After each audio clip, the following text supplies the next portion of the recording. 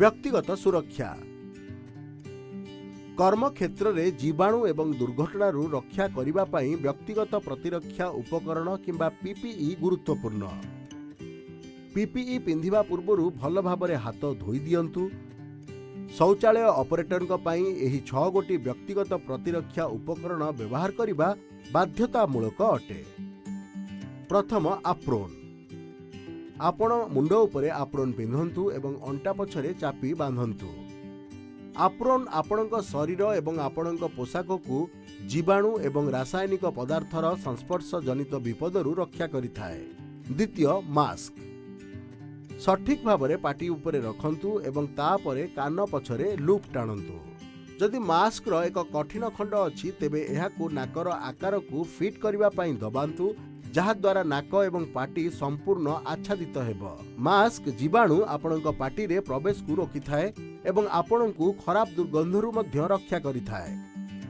तृतीय सुरक्षा गगल। आखि लगांतु एवं सठिक फिट करंतु। सुरक्षा गगल्स आपणक आखि को रासायनिक पदार्थर संस्पर्श जनित विपदरू रक्षा करिथाए। चतुर्थ टोपी। टोपी उपरकू किंबा तळ आडकू टाणंतु नाही, एहाकू सीधा पिंधंतु एवं हेडबैंड को टाणंतु। एक कैप आपणक मुंड एवं केश को धूली एवं मैलारू रक्षा करिथाए। पंचम ग्लोव्स। सुखिला हाथ रे ग्लोव्स पिंधंतु। सठिक फिटिंग ग्लोव्स बाछंतु।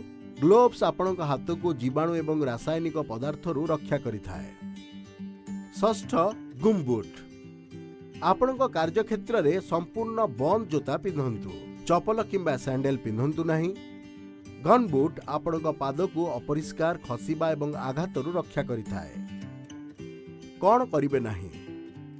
कार्य करिबा समय रे आपणक गगल्स, मास्क, कैप किंबा मुह को मैला हाथ किंबा ग्लोव्स सहित स्पर्श करंतु नहीं। जदि आपण आपणकर जोता, मास्क किंबा एप्रोन को खाली हाथ रे स्पर्श करंती, तुरंत हाथ धोई दियंतु। ओदा चट्टाण रे दौड़ंतु नहीं, एहा द्वारा आपण खसी पड़ी आहत होई पारंती। विद्युत तार को स्पर्श करंतु नहीं एवं ओदा हाथ रे स्विच धरंतु नहीं, कारण विद्युत आघात हेबार आशंका रहिछि। एही क्रमरे काम करिबा परे पीपीई ओल्हांतु। ग्लोव्स हाथ रे आपणकर गम बुट काढी दियंतु। ग्लोव्स हाथ रे आपणकर एप्रोन काढी दियंतु। आपणकर ग्लोव्स धोई दियंतु एवं तापरे सेगुडी को अपसारण करंतु। जदि ग्लोव्स छिंडी गला सेगुडी को बदलांतु। तापरे हाथ को परिष्कार करंतु। तापरे कैप काढी दियंतु। चश्मा काढी दियंतु। शेषरे लूप किंबा इलास्टिक धरी मास्क बाहर करंतु। मास्क को केवल थरे व्यवहार करंतु। जेतेबेले पीपीई व्यवहार हेउ नाही, एहाकू एक परिष्कार एवं सुखिला स्थान रे रखंतु। पीपीई को नियमित भाबरे धोई सफा करंतु। साबुन किंबा डिटर्जेंट रे निजर गमबुट, एप्रोन, कैप एवं ग्लोव्स को धोई छाई रे सुखाई दियंतु। निरापत्ता गगल्स को एही परि भाबरे सैनिटाइज करंतु जे सेगुडिक स्क्रैच जेपरि न हुए।